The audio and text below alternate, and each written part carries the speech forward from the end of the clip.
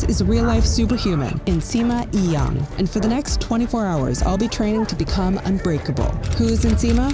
He's gone viral for his unique approach to strength and health. He's a natural bodybuilder, a Jiu-Jitsu champion, and a movement coach, known for building a body that's not just strong, but flexible, pain-free, and built to last. Now, I'm not quite sure how a rope can make you stronger, but I'm eager to see if his method actually works. Nsima, it's so good to be here. Yep, great to see you too. Nsima wasted no time and went right into the first part of his routine. I get outside, get some sun, get some movement. And getting some sunlight in the morning is super important to get your circadian rhythm set for the day. We're gonna talk a lot about sun and walking and movement today, but this is super important. As soon as I went into Nsima's house, I quickly realized this was no ordinary guy. His house was full of tools I'd never seen before. And I just knew he was about to put me through the ringer. Whoa, what is this? This is an acupressure mat. It's pretty much gonna help with nervous system regulation. If you touch this, you squeeze into it, it's sharp. Yeah, right? ow, like this is pokey. I look at a tool like this and a tool like the cold plunge as a very similar thing. It helps you regulate your nervous system. It should help you calm down. Normally, he'd lay down without a shirt and he breathes into his diaphragm. When I got on it, I expected pure pain. Wow, whoa. This is like going deep into my freaking brain. Yeah. This is so counterintuitive because it does hurt a little bit, like in my head, but it is like relieving. I'm not thinking about anything else. I think one cool thing about it is that it shows like not all stress is negative. Acupressure mat, again, y'all can get this anywhere, but I love this thing. So right here, we have an ATG backwards treadmill. One thing you guys will notice is that I have a lot of stuff that's laying out. So I keep this backwards treadmill here so that when I get up in the morning, make whatever I make, this is right here that I can literally just get on here and start walking backwards on it. This is really good for the knees. It's really good for the feet. Nsima showed that by walking backwards, putting your knees over your toes and pushing off, this drives blood to the knees and helps everything perform as it should. Honestly, I figured it'd be pretty easy. Right? Okay, ooh, there we go. Wow, this is actually way harder than it looks. I'm like holding on for dear life here. Yeah. Wow, okay. There you go. There we go, Now you're okay. hooked in. Yeah! Yeah. But if there's one thing that Nsima is known for, it's being an absolute legend at movement.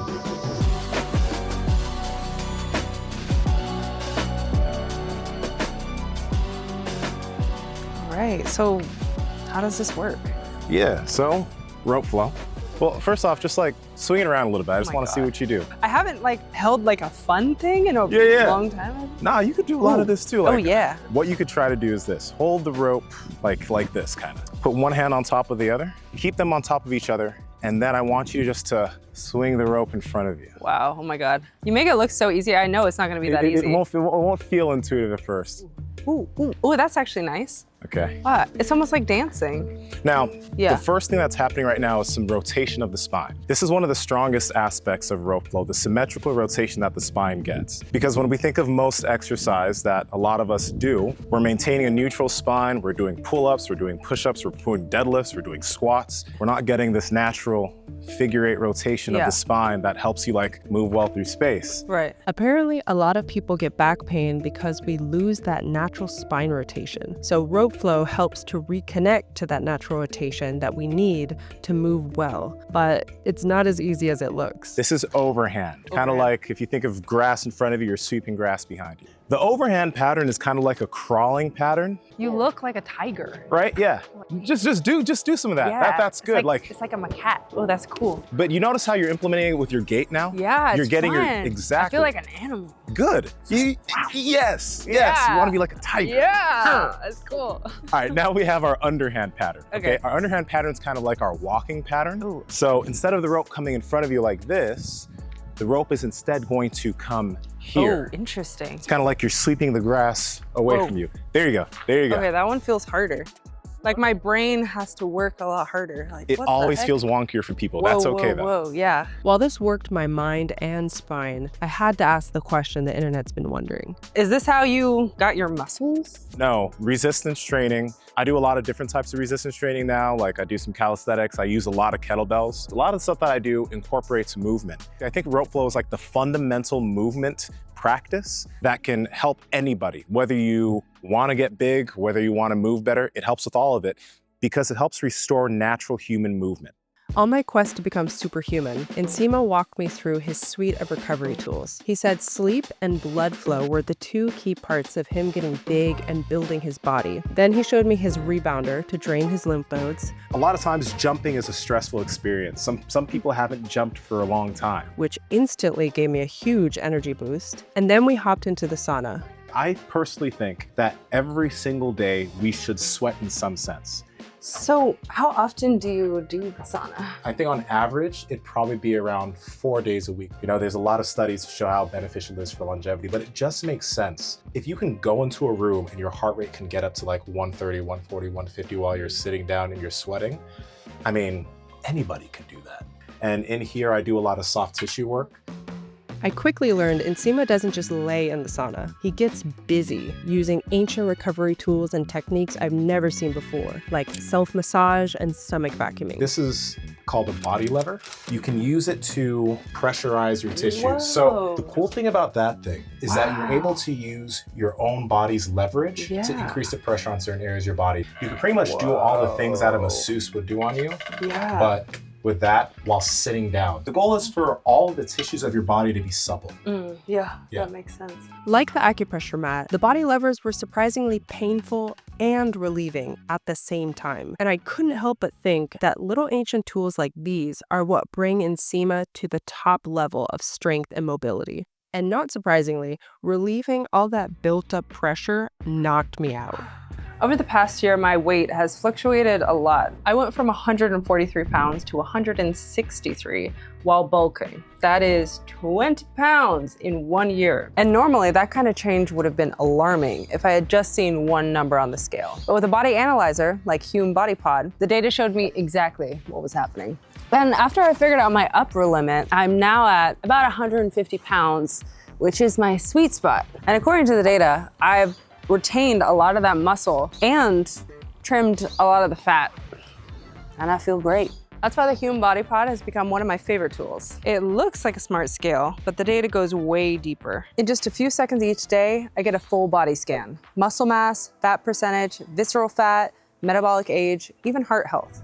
All for less than a few DEXA scans. What I love is how the app breaks everything down so beautifully, including muscle and fat by body part. Hume is a part of this next wave of health. Data-driven, personalized, to help you train smarter. If you're putting in the work and want the full picture, the Hume Body Pod is the way to go. And if you want to give it a try, my code HUMAN stacks with their current sale for up to 50% off. And if you have HSA or FSA, you could potentially get it fully covered for free. Check out the link below. The code is only good for 7 days, so let's do it. Now, I'm ready for some food. Lucky for me, Nsima is a speed ninja in the kitchen, and he quickly whipped together one of his classic meals, steak and fermented foods. I am so hungry. Is it time to eat? Yeah, it's time to eat some stuff. Conceptually, when it comes to the way I eat, there's nothing that is off the table. Carbs aren't bad, protein isn't bad, fats aren't bad, right? There might be some days that I don't have carbohydrates, but they're not bad. They have their uses. Nsima used to rarely eat carbs, but he told me that recently he found that adding sugar to his diet, like some fruit, has actually helped him train harder and stay lean. And what do we have here? This is a steak, it's a New York steak, nothing crazy, and I guess it tastes pretty good, right? Okay, so we're starting with this, you're adding some fermented food, and then when do you start to eat? When I'll start to eat will probably be later on in the afternoon, so when I get back home, it might be 3 o'clock. Another meal might be maybe around 5:30 to 6 p.m. If I have a second meal. If I only do one meal, then that meal will probably come around like 5 p.m. Yeah. You got the seaweed, you got the fermented cucumber, you got meat and meat. Uh-huh. Okay, this meal looks kind of wild. Uh-huh. It's all right. Whoa. It's all right. I haven't had steak in so long. That's so good. Oh my God. Yeah, it's like shocking. How long has it like been since you've had steak? I don't know, a long time. Let's try this. Yeah, seaweed's great. Yeah, so nice. Good, wow, what an interesting meal. All right, I'm going in. I just want to see how you're gonna eat that. Just don't eat the tail. But all I heard was eat the tail, which was very, very wrong. You're gonna eat the tail, okay. Okay, eat the tail. Even I don't eat. Yeah, a little bit of. Wow. I told you it was salty. So, amazing food. Then it was time for his supplement stack. Whoa, this is quite a list. Yeah. So, what do we have here? The first thing I want to mention is like the supplements are important, but they're not going to be as important as the food you eat. The reason why I'm mentioning this is because when people think about supplements, they think they're the most important thing.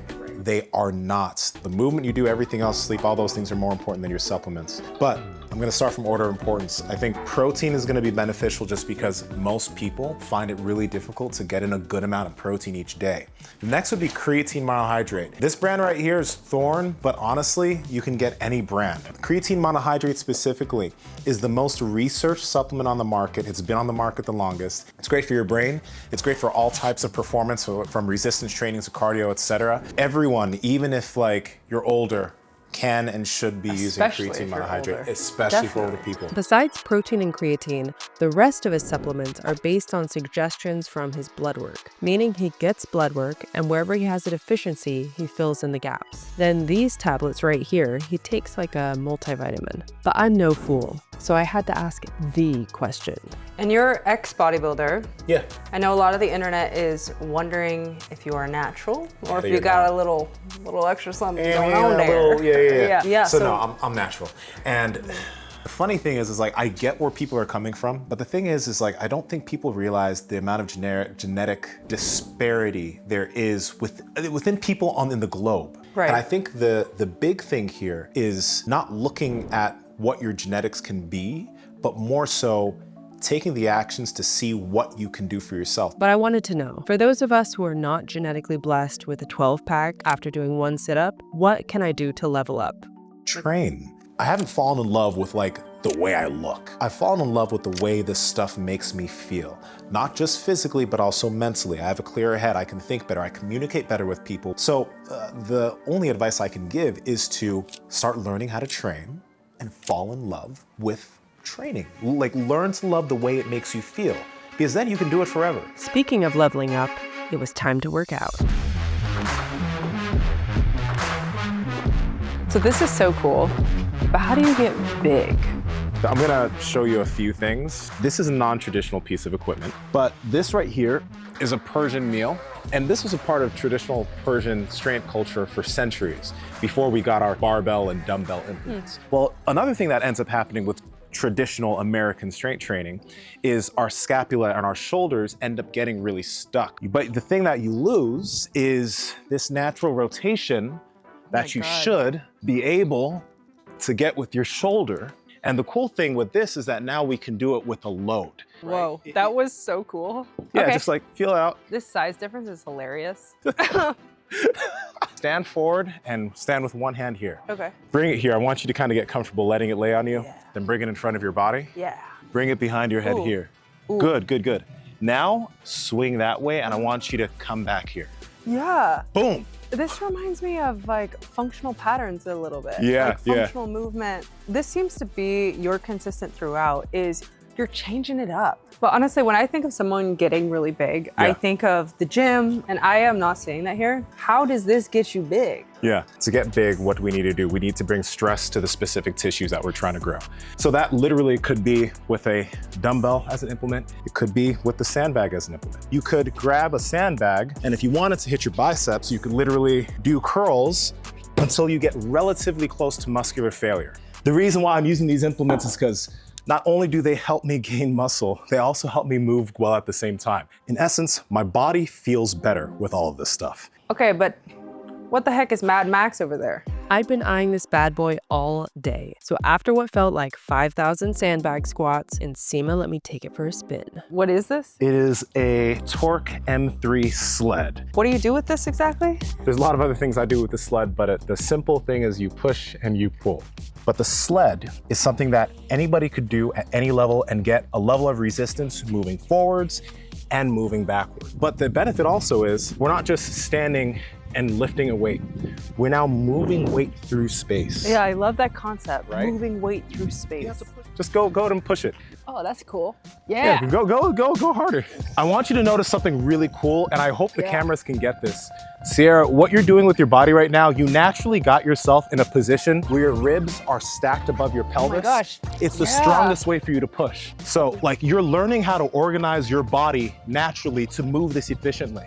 Then he told me to pull it backwards, which, just like the backwards treadmill, brought blood flow to my knees, which will set me up for a lifetime of pain-free joints. Wow, this is so cool. After his morning workout, he goes about his work for the rest of the day. The goal is just to help people become stronger humans. So I learn, I implement, I share, and that's what I do for work. Besides being an educator, Nsima does jiu-jitsu multiple times a week and has worked his way up to becoming a black belt. Since he skipped jiu-jitsu today, he took me to a nearby park for one of his favorite evening workouts. So usually in the evening, I like coming out to the park because I can get my feet in some grass, get some nice sun. I like to work with the kettlebell and kind of like flow with it. So okay. It's, wait, so, you know, like that? I got it. Yeah, I can teach you. I do a little bit more with the bell also. More than this. Yeah, I like swings.